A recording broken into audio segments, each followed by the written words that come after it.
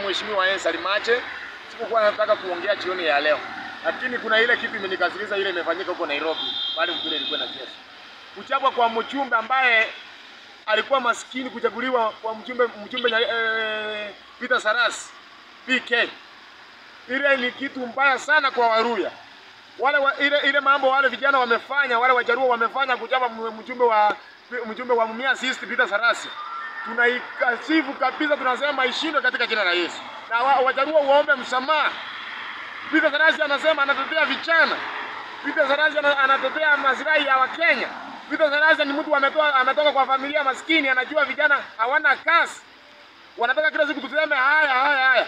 Ile mambo imefanyika kwa ile uwanja, nasema nakasifu kabisa, nasema hiyo mambo itupiliwe mbali, na wale watu wamefanya ile kitendo wakamatwe within 24 hours. Waperoge kotini. Hivyo ile mambo Peter Saras amefanywa, Mheshimiwa Peter Saras, pole sana. Bali huko tunakuambia utapata nafuu, na wewe ni president wa vijana kesho. Kwa sababu mimi ni mchumba, nataka kukuja kujoin 2027, tutapatana huko. Mheshimiwa, never give up.